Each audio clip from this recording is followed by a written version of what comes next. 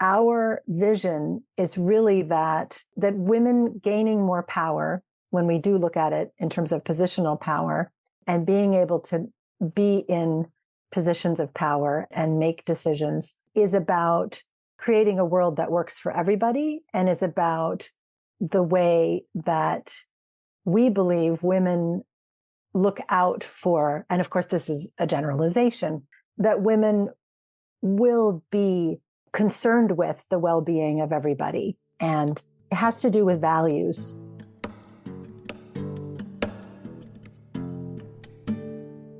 Hello and welcome. As always, I'm Abbie. This is Stories Lived, Stories Told. And today I invite you to join me in conversation with Sarah Urech as we take a communication perspective on women's leadership. To take a communication perspective is to consider what we're making and how we're making it through our communication practices. This means that we look closely at patterns, context, stories, and relationships, and that we use curiosity, mindfulness, collaboration, and dialogue to create better social worlds. So whether the topic of today's conversation is familiar to you or not, the hope here is that using a communication perspective will reveal new ways of seeing and being. At the top of the episode, you heard our conversation partner today, Sarah Urech. She is the senior strategist and a founding member of the Omega Women's Leadership Center. She's also an improvisational storyteller with the Hudson River Playback Theater. In the United States, March is Women's History Month, so that's why I'm taking this opportunity to share some important conversations with women about the experiences of women, which of course is very diverse and not something you can talk about using broad generalizations. So in these conversations, we use an intersectional lens and want to acknowledge the diversity and complexity and nuance of the lives of all women. So this conversation is the third in this series. We've spoken with Beth Fisher-Yoshida and Leah Leach so far. All right, so let's continue the conversation with Sarah.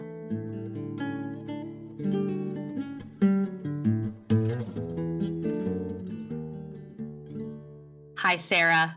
Good morning, Abbie. Hello. Hi, thank you so much for joining me for this conversation today. I'm really looking forward to learning about you, your life, and your work, everything that you do. It's a real pleasure to be on your podcast. I'm glad that you feel that way. To start, can you introduce yourself? I know that there's many stories, many experiences, roles, relationships that make up who you are. It's possible to cover in such a short amount of time, but give us a place to start so we can get to know you. Wonderful. Thank you, Abbie. Well, my name is Sarah Urech, she, her, and I am senior strategist at the Omega Institute for Holistic Studies, specifically of the Omega Women's Leadership Center and the Taking Care of Change initiative. And I've been at Omega for almost 13 years, and I know we'll talk more about the work that we do there. I am also a social worker. I'm a certified leadership and life coach, and I practice improvisational theater called Playback Theater, where we act out people's stories from real life. So I bring all of those different professional fields and backgrounds to my work and to my life at large. And I live in New York's Hudson Valley. And I've been here, this is actually the 30th year, 30th anniversary of living here. That's awesome. Well, that is a great start. And yes, let's dive into it. Now that you've introduced yourself, can you introduce the Women's Leadership Center and talk about the work you do there? Sure. The Women's Leadership Center at Omega is a center that offers an integrated approach to personal growth, to leadership development, and social change. And we, as a center, the center and our curriculum that we teach through some of our programs grew out of the Women in Power conference series, which actually was started in 2002. Omega Institute has been around since 1977 and has been providing innovative programming and retreats and workshops and conferences to many thousands of people from around the world. And we have served over all these decades, primarily women who are seeking to make changes in their own lives, who are seeking to make and help effectuate changes in the world. And our co-founder of Omega Institute, Elizabeth Lesser, who's a best-selling author and spiritual teacher, she created the Women in Power Conference series. It actually happened out of a conversation she had with Eve Ensler, the playwright of the Vagina Monologues and social change activist who created V-Day. They were talking about women in power and what does it mean when you put those two words together, and how do we define power? Do women have a particular role to play in how power exists or perhaps shifts and changes in the world? And they started inviting women from around the world who were inspirational leaders, activists, change makers, politicians, educators, scientists, artists, to talk about that topic. And so that was the starting place. It became an annual conference, and we're still holding it now every other year at Omega. And the women who were coming, because quite a number of them were returning year after year, said, it's wonderful to hear stories from these inspiring global leaders. But what about me? What do I do? How can I make changes in my life, my personal life at home, my role at work, and how I show up in my community? And ultimately, what my contribution is during my lifetime to the world. And so that was the genesis of creating a curriculum and programs that are more in depth than that one weekend conference. Mm-hmm. So we've developed a curriculum. I've been part of that team who has been building, refining, and constantly evolving the curriculum, because even in the dozen years that I've been at Omega, things have changed a lot in the world, in the field of women's leadership.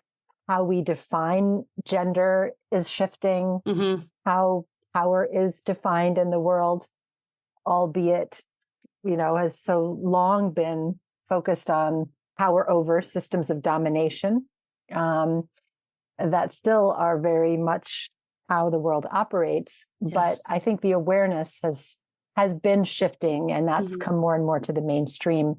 In Omega's history, it was always about looking at shifting consciousness from the very early days. In fact, the reason that the organization, and we are a nonprofit organization, that we have the name Omega Institute, was an inspiration from Pir Vilayat Khan, who was a mentor to Elizabeth Lesser and Stefan Rechtschaffen, who co-founded Omega, and who said, the Omega point, as coined by the priest and philosopher Teilhard de Chardin, is about a point in human consciousness where there can be a shift. So it's always been thinking about how can we shift consciousness, and where do we start? That's also been the question. Do we start within? Do we start out in the world? Right. Yeah. And I love that so much about the work of the Women's Leadership Center, because our focus is really about how do we bring those two together? How do we bring an awareness of systems and structures that do still organize our society and our world? Yeah. And how do we also redefine power? Because if we can access power from within, and I think in your podcast, you focus on this so much, how tools of communication are the key for how we can bring our personal power forward in the world. And so I continue to find the work exciting. It certainly is, as I said, shifting as things change in the world. And it's really continues to be very stimulating. And just these big existential questions. How do we live? Yeah. How do we change as human beings? How do we change ourselves? How do we change our communities that we live in? Yeah. I love this focus on, really at, a very basic level to start a consciousness raising, or, kind of building awareness. Yeah. And I don't say basic to diminish the value of that, because I think that's so important, but just kind of a, first step, and then action can follow from there. But I think a lot of times we want to jump straight to the action, but the consciousness building awareness part is so important. I think for the sake of naming things, that's why consciousness raising groups were so important for women. Yes. Because there were things that they were experiencing that nobody had named yet. So you can't Exactly. talk about something if you don't have the language to describe it. And you might have a version of awareness because it's something you've experienced in your life, but not an awareness to the point of, oh, other people experience this too. And this is what I want to call it. And this is what it means to me. And this is, the way that it interacts with other parts of our lives. So I love that as a start. And to kind of stay in this area of naming, I want to start by talking about how, this Women in Power conference turned into a leadership center. What was the line from Women in Power to really wanting to focus on leadership? And also, again, to get specific, how are you defining leadership? How are you understanding it in your work? Well, it is a jump that happened because it was the question that the people attending were asking, how do I do this in my own world? Mm-hmm. And we wanted to help provide tools and skills and an approach and, kind of practices that could help people to do that. Yeah. So I think it happened very organically over time, and for Omega, wanting to build something that originated within Omega, because we host many spectacular teachers and speakers from all over. And that is, been primarily how we've been able to make a big contribution to the field of holistic education and wellness and social change. And so this is the Women's Leadership Center is one of our centers. We also have the Center of Sustainable Living, where we do a host of educational programs. And also we actually have on site a wastewater reclamation facility that is cutting edge, that engages plants to actually clean the water that's used by all the people on campus. Wow. So that in and of itself is an education. It's a way of, again, you could say it's also about consciousness, because it's about us in today's society returning to an awareness that certainly is held in many indigenous cultures, right, of our interconnectedness with the planet that we live on and all the beings that live here with us, in addition to humans. So anyway, we have the Center for Sustainable Living. We do mindfulness in education. There's a number of projects that we focus on more in depth. So I would say that leadership in all of these areas, leadership is key, because leadership is about power and who holds power and where the decision-making is happening in our society. So again, I feel like for me, it's been, we can bring together so many different fields through the lens of leadership, because really people come to our programs from all different fields, and they may be in social services, they may be in the corporate world, they may be in education, they may be artists, they may be working really primarily in transforming communities and doing grassroots social change work. But a lot of the questions pertain across all these different sectors, and really that we can, through being in community with each other, we can learn so much about, just our own evolution. Yeah. The reason I ask about how you understand leadership is because as I reflected, getting ready for this conversation, I thought, well, the space that I most hear leadership talked about is in the corporate world. People are talking about it on LinkedIn, and it's kind of this buzzword in this way. Yes. But leadership is so much more expansive than that. Like you're saying, what you heard from these women that were at these conferences is that they are experiencing opportunities maybe to be in leadership in their communities in ways that are outside of, the corporate world, and what kind of a quote leader are you in your business, but even beyond that. And I think that's, important to kind of understand the breadth of it. Absolutely. I think we really need to take that definition beyond the idea of positional power that people hold. Right. And really see how people can have leadership impact in a whole host of different ways. And so we we define it broadly. One of the things that's been interesting as we've engaged with women over the years is that a lot of people actually don't feel so comfortable with that title or that term and don't necessarily see themselves as a leader. But if we're evaluating from the outside, we would certainly say that they are practicing leadership. Yeah. So, and the other thing about, one of the things about our curriculum is that we really look at leadership also as something that is not simply completed at the end of a workday. It's not, again, it's not boxed in that way.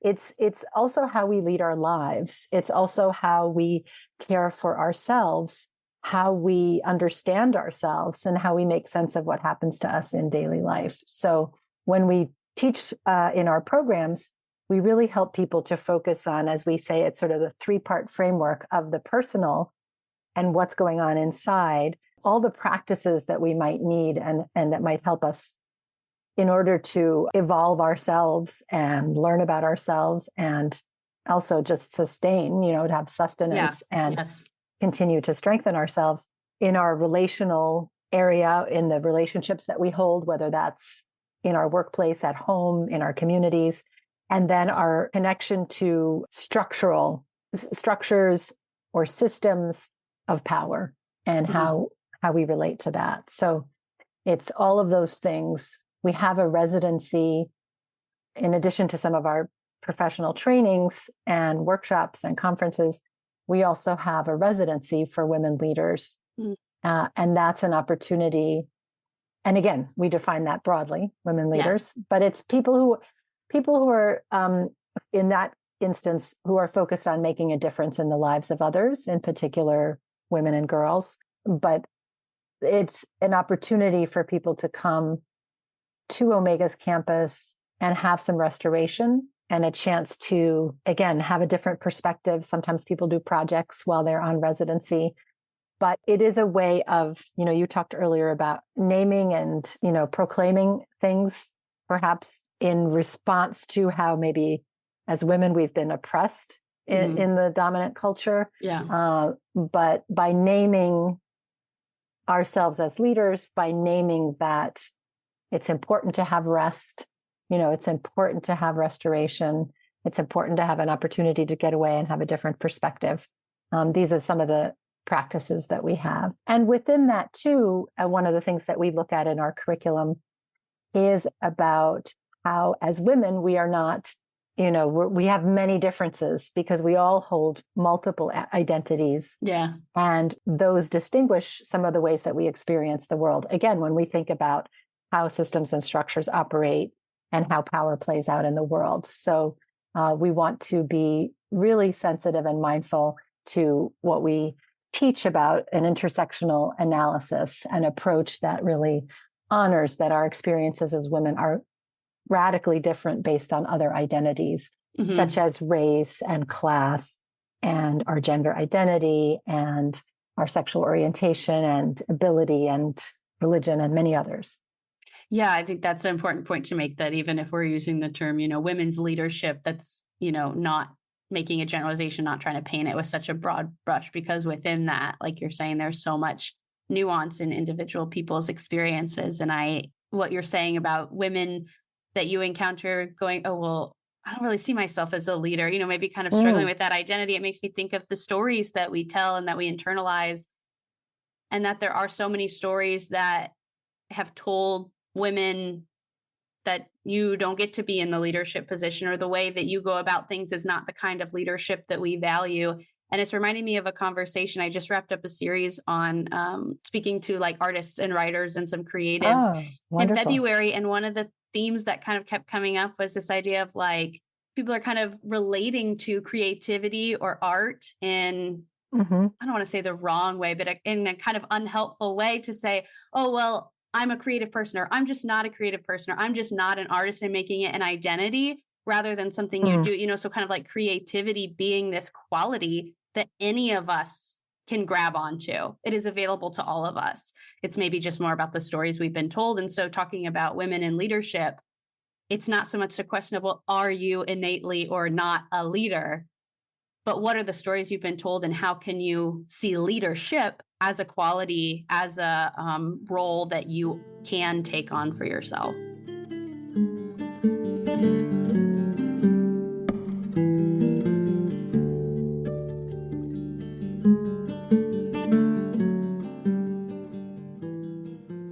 Changing the narrative of what is a leader and what is leadership is critical. And I think storytelling, and that's a focus that you have, that's so important, because it is true that we have received and imbibed and internalized certain stories. And it's beyond time to be shifting that. And, it's fun in the work that sitting in the trainings with women to listen to their stories of how they took action and how they were bold and how they perhaps had to work with some inner barriers, or inner barriers that may be perceived, in order to step out and make some of those shifts. I fully agree. There's a lot to be done in terms of shifting narratives about leadership and power. And the other thing I want to say too, in terms of our focus on women leaders, as we were talking about, is that our vision is really that women gaining more power, when we do look at it in terms of positional power, and being able to be in positions of power and make decisions, is about creating a world that works for everybody, and is about the way that we believe women look out for, and of course, this is a generalization, exceptions and so on, but that women will be concerned with the well-being of everybody. And that's across gender and across gender identity. And it has to do with values, has to do with a values-based leadership, which is one of the focuses that we have in our curriculum. We have the 5 V's, and values is one of those: voice and vision and vessel and voyage. So we're also talking about giving people a chance to look at their values, also seeing how they play out in our everyday lives. And then being able to engage with the other V's in terms of our vessels, in terms of our connection to our body, because that's another area where many of us across gender feel disconnected from our bodies, disconnected from the wisdom that our bodies can hold. So some of the embodied practices that we offer help to guide people back into that connection with their own innate intuition, with their capacity to withstand challenges and get refueled and reignited through the body. Yeah, I'm excited to talk about what I see your work is doing, is kind of helping women to tell a new story about what is possible. And I'll go so broad as to say, helping everyone to begin to tell a new story about what women's leadership can mean. But before we kind of get into that, I'm curious if we together can kind of name, I know you've, said that you've heard many, many stories. Can we name some of the old stories? I'd like to think of them as old stories, at least. I know they're still very persistent. But can we name some of the stories about women or about leadership that have kept women out of leadership roles, or out of seeing that as something that they could claim for themselves? Sure. And we can just riff on this and feel free to jump in. Actually, Elizabeth Lesser, in her book, Cassandra Speaks, really goes into this in some depth, some of the cultural stories that have been told, that women are very emotional, and women are driven by emotion, for example. And so that qualities of a leader are to be rational, to be sort of scientific in approach. That might be one sort of set of stories about leadership. There's so much to do with the mind, I think, as well. And this is an interesting topic because there is, fortunately, a lot of awareness about mindfulness in the mainstream culture increasingly, and the importance of how we can work with our mind through meditation and other practices, because it can be quite challenging, a human mind. There's a lot of chatter that goes on and that is not helpful to us being the most actualized and fulfilled.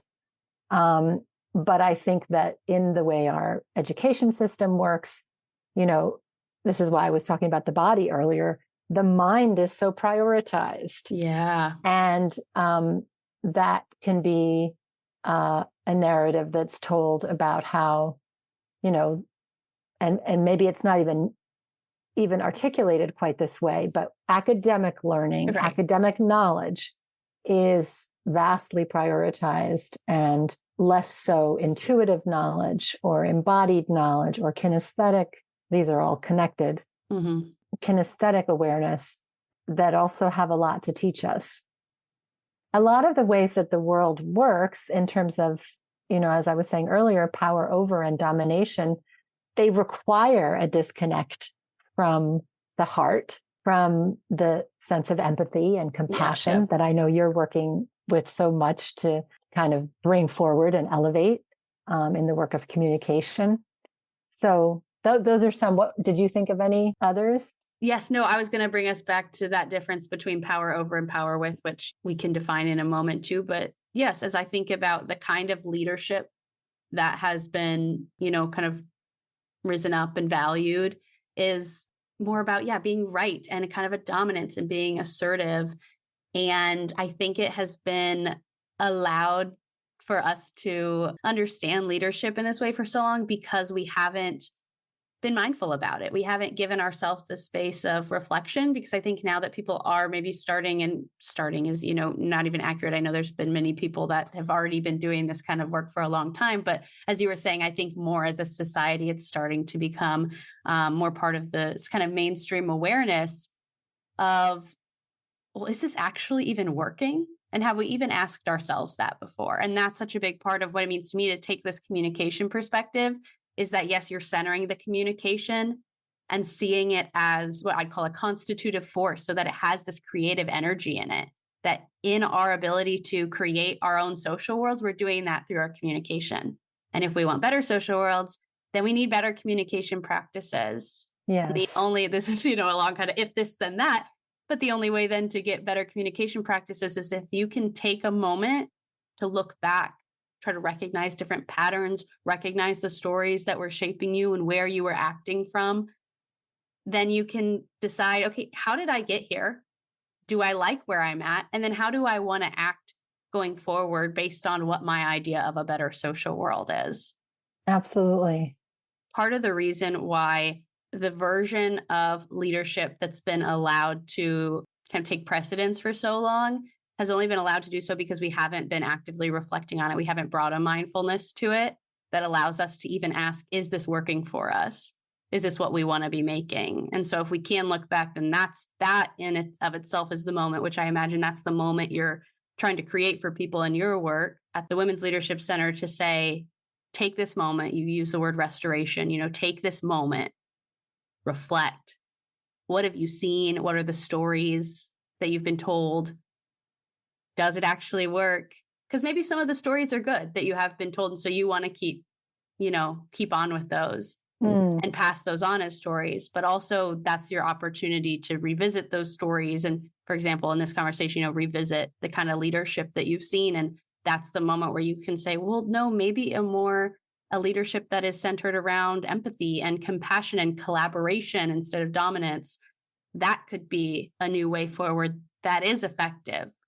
Yes. And I think that we can learn a lot from nature. And that is also something that we've built into our curriculum. Yeah. So we think of even in the natural structures, we think of a dominance model. Yeah.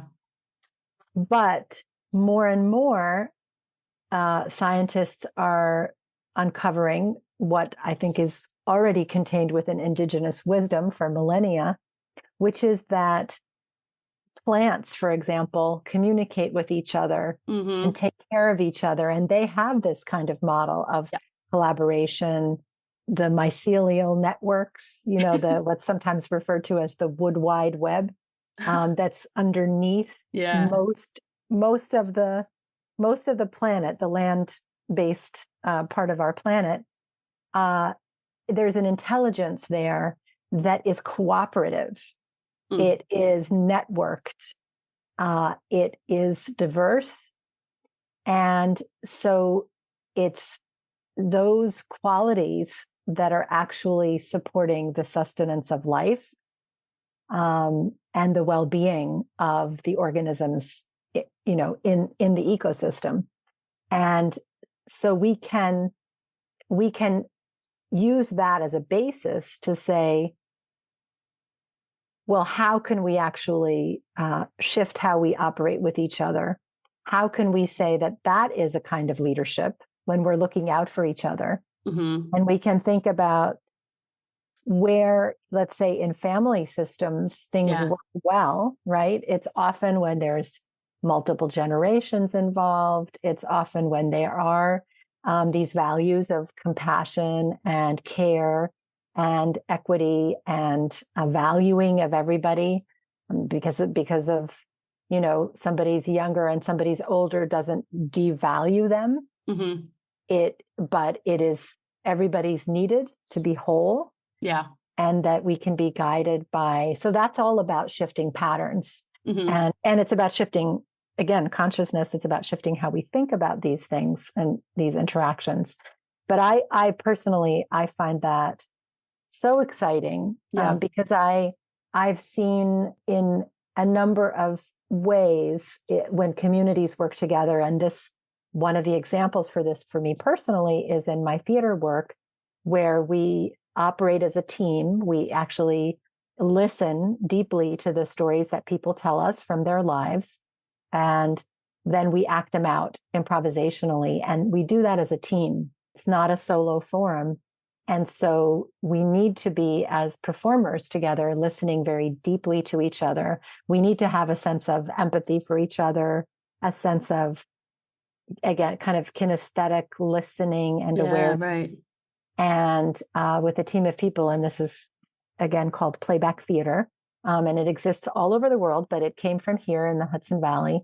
It's a form that, really helps to build those skills. So I feel grateful. I've been doing that for 30 years now, and I have really been able to, it's helped grow me as a human being. I was quite young when I started, and I've had experiences all over the world, listening to people's stories, reflecting them, or teaching other people to do so in a way that has really shaped who I am and how I can see that even while we have so many differences, and we're living in a time where the divisions just seem to get more and more heightened, but there tend to be basic commonalities of people wanting to be well, to be healthy, to be fulfilled, hopefully, if we're getting beyond basic needs, to have good connection and to have joy in those connections, to take good care of their children. We did a long-term project with Hudson River Playback Theater that I'm part of with immigrants here in the Hudson Valley from all over the world, but primarily from Mexico and a number of other South American countries. And predominantly people are coming, as they expressed it to us, because they're searching for a better life for their children. Yeah. And that's that's a value that most people can relate to. Wanting to take good care of their children and raise them and have them have fulfilled and oftentimes more fulfilled, more satisfying lives than they were able to have themselves. And so if that is something that's a central value that many human beings share, there must be a collective will for that to happen on a planetary level. Yeah. But these forces of dominance that we've brought up, a few times, continue to be central. And so I think that's where all this work about how can we change the narratives? How can we know that there is power in those values of goodness, of care, of equity, of justice, of love. Yeah. I guess it makes sense that a dominance approach would dominate based on that being exactly the function of it. And I so appreciate you beginning to talk about playback theater, because that is exactly what I was thinking as you spoke about collaboration. That is so central to the communication theory that my work is based in, is coordinated management of meaning. And when I talk about a communication perspective, a lot of what I'm talking about is inspired by that theory. And my goal is to try to make all of this much more accessible, because I know I lose people, I feel like, immediately when I say coordinated management of meaning, and try to get into the theory and the weeds of it all. But at the heart of it, there is some really great tools, some really great language, again, that can help people understand. And my hope is, and what my experience has been, to feel empowered in their communication, see themselves as, again, active participants. And to get back to what I was trying to say, a key element of that is this notion of collaboration, that we are in relationship, we live in societies, we live in communities. And so in your meaning making, in your storytelling that you're doing, you're going to have to collaborate. And so what does that look like to collaborate? And in your collaboration, you can be responsible for yourself, but you're going to have to get to know your collaboration, your conversation partner. And you might not know how they're going to show up if you are just getting to know them. And so that takes me to this idea of improv, or what we talk about as like emergence. And that's something that I think about as I approach these conversations, is to be guided by emergence. And so that's why, I sent you a couple questions in advance. I like to do that so that people feel comfortable, feel like they have a little bit of an idea. But mostly I want this conversation to emerge, and for us to just be able to co-create, for us to collaborate in this conversation itself and create something, meaningful and cool, and kind of give it the space again to breathe.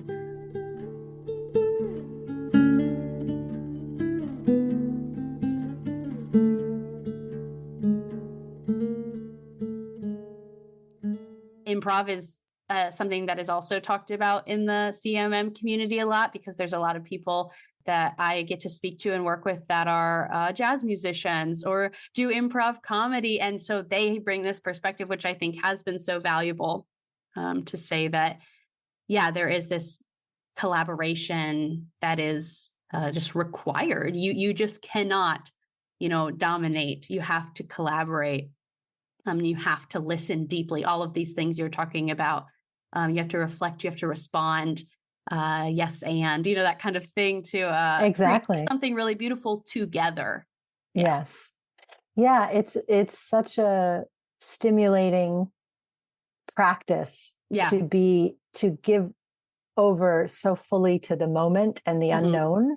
I think in a lot of contexts, people are quite afraid of that, but here we are in this particular performance form where that's what we're always inviting. We're always inviting an emergent process in a group setting where we have an audience, and, there may be a particular context.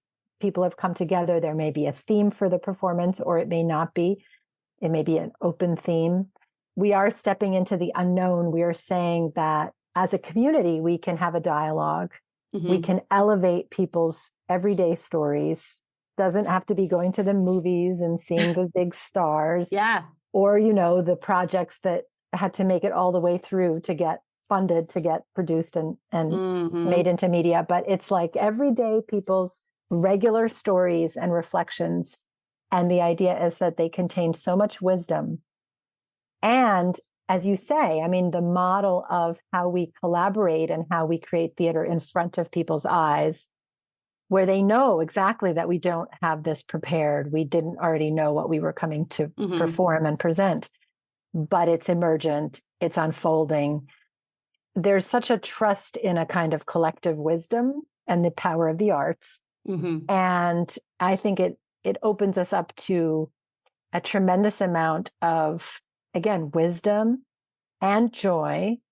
And we don't usually talk about it this way, but it's a resilience practice, because to be able to step so fully into the unknown, there's something that's going to come that's larger than any of us, and that nobody had been able to kind of prefabricate or design. It can be profoundly healing and very affirming, but it's not, we don't consider it therapy as such. It can be therapeutic, but it's more about community dialogue and art, the role of the arts in creating change, in envisioning a different world.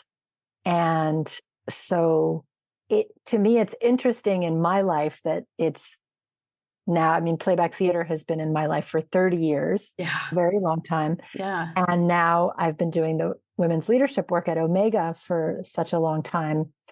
And in a way, they both invite us to look at power differently and to really dream a different way of being in power, of expressing power, of sharing power. Really like the idea in Playback is that the community is the wisdom holder, the meaning maker. Yeah. And that it's actually only collectively that we can find our way forward. Yeah. Yeah. Such a great point. And to me, it's so clear how your work with the Playback Theater could, kind of go hand in hand, or you could talk about those two in the same breath, your work with the Women's Leadership Center, as well as, this improv, this emergence, this community, this collaboration that you see happening at the Playback Theater. I think that's wonderful. And I'm glad you bring us back to power, because when I think about, okay, let's reflect on the old stories. We've already done a little bit of that. And then let's look forward. What are the new stories we want to be telling? I see that as being that difference between power over and power with. If the old story is power over, then the new story is power with. And like we've said, quote unquote, women's leadership is not to say, okay, well, women are like this, and this is what women's leadership looks like. But I think is, another way to talk about this old story and new story is that an old story has been maybe a more masculine form of leadership, or a form of leadership that has placed value on traits that have traditionally been identified as being masculine. And a new story could be, quote unquote, women's leadership. And by that, I really mean, a leadership that places value on traits that have traditionally not been valued, because they have been connected with femininity in some way, and thus devalued in a patriarchal society. So I kind of appreciate that distinction in the language, to again say it's not just, oh, well, a man being in a place of leadership is innately bad, a woman being in a place of leadership is innately good. The story is not as simple as that, for sure. We did an event at Omega last year that I feel epitomizes what we're talking about here, and really brought together many strands for me personally and for our work at Omega. It was called the Wellbeing Summit, gathering at the intersection of well-being and social change. It was an event that we actually curated the audience for. We collaborated with a global organization called the Wellbeing Project. They seeded this particular movement of creating well-being summits that focus on the integration of well-being and social change. And we were the first regional summit of its nature. Now there's going to be, they're one of 5 last year, and there's 14 more this year. And it really spans the entire globe. It's very exciting. There's one happening, I believe, in Bangladesh shortly. So It's really all over the world. And really, we were able to have this conversation about the importance of bringing the practice, as well as the knowledge and the understanding and the valuing of well-being, into the work of social change, and where activists are working so hard, expending really so much energy and resources and ingenuity in very grueling conditions. And that the bringing together of those worlds is something that's needed in order to shift the global conversation. And it really embedded in that is leadership, and what kind of leadership, right? All these questions we've been talking about, it's about the collective, it's about the value of care and equity, and that can be guiding, that we can work cooperatively. And so it was very exciting to have change leaders, mostly from our region, North America region, coming together. We also partnered with Harlem Wellness Center, which is a wonderful wellness-focused organization based in Harlem that we're very deeply in partnership with for many years now at Omega. And we brought presenters, many of whom were teachers that have worked with Omega for many years and brought their expertise. We had extraordinarily rich conversation about these topics. We centered presenters and teachers and leaders of color. So we had the conversation about racial healing in the mix. It was about redefining power. It was about, going beyond just bringing together wellness and social change, but actually talking about how are those things actually all deeply interconnected and even the same thing. And so it was, for me, really exciting to see this kind of integration of all these different worlds. I brought together a playback theater team that could do a performance and reflect the stories of our delegates about change, about ancestry, about healing and transcending oppression.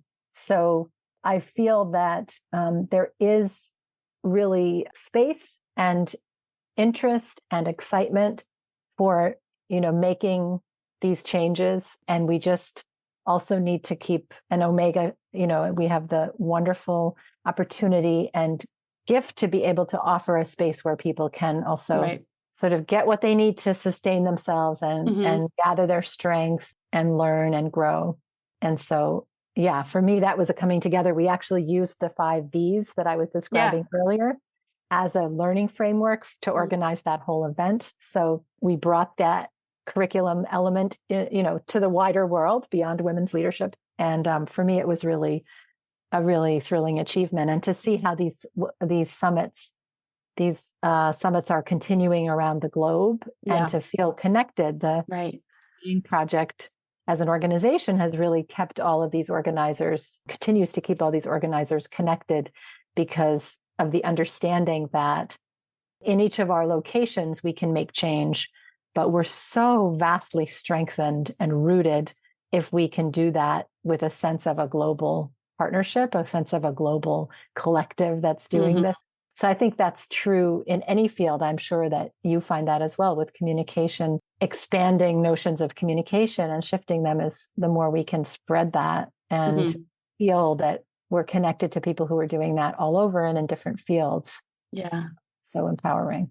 Yes, I'm so glad to hear you talk about space. And I think it gets a little meta, but it matters, I think, to do that, you talking about well-being and, name any of the events you put on. I think, talking about creating a space where people can think about their space, especially related to well-being, just, provide the opportunity to be more thoughtful. And that's something that I talk about a lot when it comes to communication. There's this outdated understanding of communication that is still, probably a lot of people's main way of thinking about communication. And that is, I say something to you and you hear it, and that's communication.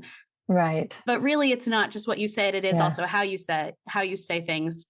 And then it is also the space that you are speaking into. And so I think so much about that space, because I'm not going to feel comfortable to be vulnerable or be authentic or tell my story if the space that I am speaking into has not made me feel comfortable to do so. So I, think about meta communicating, which would be communicating about how we're communicating, which is the whole thing that I do. Yeah. And it can maybe seem a little diluted or abstract to people, but I think matters so much, especially when you're talking about the meaning you're making. And that's what I see you doing as, again, this work of naming and saying, okay, well, let's actually look very closely at leadership. Let's very closely look at these stories and let me reflect them back to you, for example, with your work with Playback Theater. So I love to think about the space that we create in our relationships with each other and how we can be intentional about what kind of space do we actually want to create, because what's that space going to allow for us? How are we going to be able to show up to that space? Yes. I just am thinking how that continues to change over our lifetime. Yes. Yeah. And especially now, having come through such a big chapter with the pandemic. Yeah. Come through for the most part. Yeah. That we've all been changed in some way, and that we can hopefully be informed by that to make the best possible changes and healthy changes. But I also think that people are in need of connecting in new ways and different ways. And we're excited to create spaces. We're doing our online courses coming up This spring, we do that online. A lot of our programs, of course, are on the Omega campus, but, it's a chance for people to connect with a community and share some of these struggles that people have been through and create some of that space to really be seen, to reflect, to ask questions, to explore what's going on and what's needing to change. Mm-hmm. Yeah. Well, Sarah, as we wrap up, I want to give us a chance maybe to just kind of, do our own reflecting on this conversation, give us a chance to reiterate some of the things we've already said and ask for you to share what, in your words, again, I know it could be different for many people involved in the work you do. It can mean many different things, but for you, what are the new stories that you're hoping to tell, and how is this work that you're doing part of moving us toward a better social world for everybody? Yeah, it's such a joyful part of the work to me to think about how we could really change our way of interacting in the world. And I do think that it's like all things, we people feel like, oh, the big challenges are so big. How do I make change? How do I do something about that? And we really have to keep coming back to what some of the wonderful contemplative practices and embodied practices teach us, which is, it comes back to this moment, and how am I showing up in this moment? How am I showing up in relation to myself, to those around me, and the social themes that are going on? So I feel like I've had what I sometimes refer to as glimpses of liberation. Yes. Yeah. And actually the Wellbeing Summit was an example of that. Yeah. Where we were able to be together with 150 change leaders and have really deep and meaningful conversation and reflection on these social themes that are not easy and can be really, really challenging to bring up, but where there can be an approach of love, and people can, it's just a different model of conflict. It's a way of, through deep listening, through really seeing each other, and the spaciousness that you were just talking about as well, we can have a different approach. And so we can coexist and invite people to be their most fully expressed, inhabited in their being, exactly as they uniquely are, as we all uniquely are. I feel that gives me sustenance when I picture that kind of gathering. And one of the things that happened is that we hadn't really planned specifically. I mean, we map out everything, like to the minute at Omega, with these bigger events, especially. Not all the events. I mean, the Women's Leadership Workshop, actually, a lot of it is so emergent. We have like broad topics that we're covering, and then the group kind of takes us in all this different ways. Yes, we call it minimal structure. There you go. But with the bigger conferences, there's so many people to work with. And anyway, but there was emergent singing that happened. And I love to sing. And that's something that brings me a lot of joy and connection with others, singing, especially if you sing in harmony or you sing in group.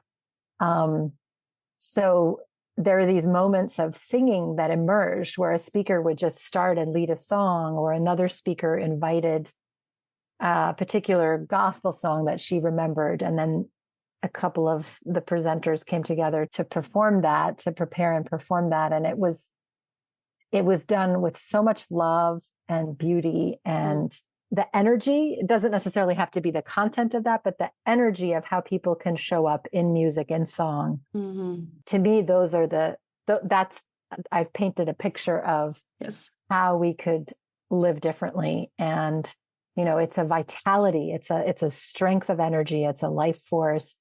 And it's, again, like that. I feel like to me, it becomes, they used to say when in the old days of the movies, when it became Technicolor, it's like, like the rainbow, all the colors of the rainbow can be finally displayed, and people can really, truly be fully expressed as they are and honored. So to me, that's that's the picture that just warms me and keeps me motivated to do the work. Yeah. Oh, I'm so glad to hear that, and so beautifully said, and something that I relate to, because I feel so lucky that I get to do this, because the conversations I have are so life-giving. So those feel like my moments of glimpses into the future of what could be, especially getting to talk to so many people that are actively, in one way or another, working towards these better social worlds, because we got to come at it from all angles. And there's a lot of things that we could be doing better, or people are doing better, and just, need to get it in front of people. And so, and then we all learn from each other. Right. So I hope that for everyone to get to have the kind of experiences that you and I have, where we get those glimpses, because I think that's what, keeps me hopeful and keeps me feeling passionate about, putting any energy towards making better social worlds. Absolutely. Yes. Thank you, Abbie. Thank you so much. I've so appreciated your time and your perspective and getting to learn about everything you do. Thank you. It's been such a pleasure to talk with you today.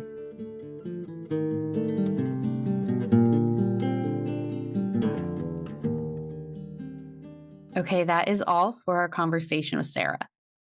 At the end of each episode, I like to offer some questions to reflect on, which acts as a kind of next turn, so the conversation doesn't stop just because the episode does. Today, I have 2 questions for you. One is, where do we start? And the second is, how do we bring an awareness of systems and structures, and also redefine power within our own selves? Obviously, these questions are inspired by our conversation with Sarah today.